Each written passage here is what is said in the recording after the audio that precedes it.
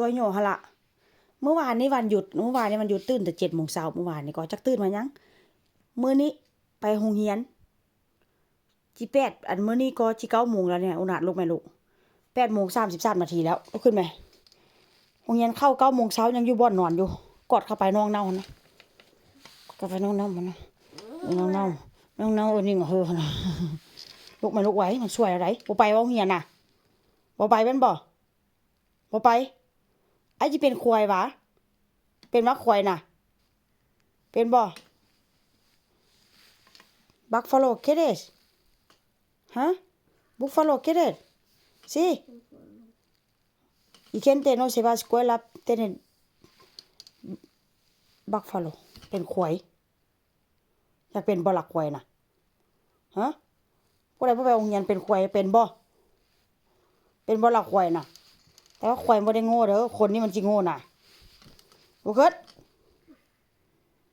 จักโมงละอ้ายฮู้บ่นี่น่ะมันสิ9 โมงแล้วนะอูน่ะเมื่อวานนี้ก็พี่ปานาอาเมื่อวานนี้ก็เรียนหั่นน่ะพักแต่ว่าตื่นแต่7 โมงเช้าพุ่นน่ะเมื่อวานนี้ตื่นแล้วก็ปลุกแม่ล่ะแม่ตื่นแม่อูน่ะอีเคนเตเซบาโตโรใช่สิไปบ่โรงเรียนเนี่ยโอ้ยมื้อนี้เป็นมื้อที่แบบปลุกยากขนาดเลยนอนแต่หัวค่ำเด้ทั้งที่ว่านอนแต่หัวค่ำพุ่นน่ะความยากของอายเฮาเด็กน้อย5 ขว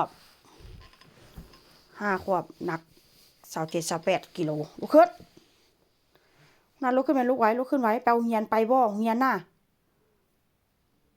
loco oído gente se va con paquinete a verásลุกขึ้นไว้นะลุกขึ้นไว้ wake up good morning time for go to school ya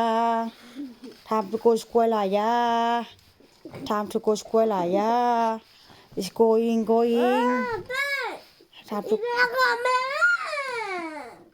ตาเดอย่ามาเลยไปช่วยยามันแม่บ่ปลุกแล้วมาเลยไปฮู้จังได๋เมื่อวานนี้โรงเรียนบ่ได้เข้าน่ะตื่นตั้งแต่เห็นบ่ได้ยินบ่หั่นเขาไปโรงเรียนแล้วได้ยินบ่เขาใส่สกูตเตอร์ไปแล้วนั่นธรรมชาติเมื่อวานนี้โรงเรียนบ่ได้เข้าตื่นแต่7 โมงเช้ามื้อนี้โรงเรียนเข้าน่ะ8 โมงเขายังบ่ตื่นน่ะลุกเดี๋ยวนี้เลยบ่ลุกก็นอนต่อบ่ต้องไปโรงเรียนนะช่วยย่ามันเนาะตาเดno pasa nada vale mira oído gente con paquinate ya y gente se va ya sé ได้ยินบ่เขาใช้สกูตเตอร์ไปโรงเรียนแล้วน่ะไปหรือบ่ไปลุกบ่ลุกโอเคบ๊ายบายใช่นะโอเคว่าสิฮะโอเคว่าแล้วบ๊ายบายแล้วบ่ไปก็คือบ่ไปอยู่นี่ล่ะแม่สิไปเฮ็ดเวียกก่อนเด้อลุกขึ้นมาใช่นะ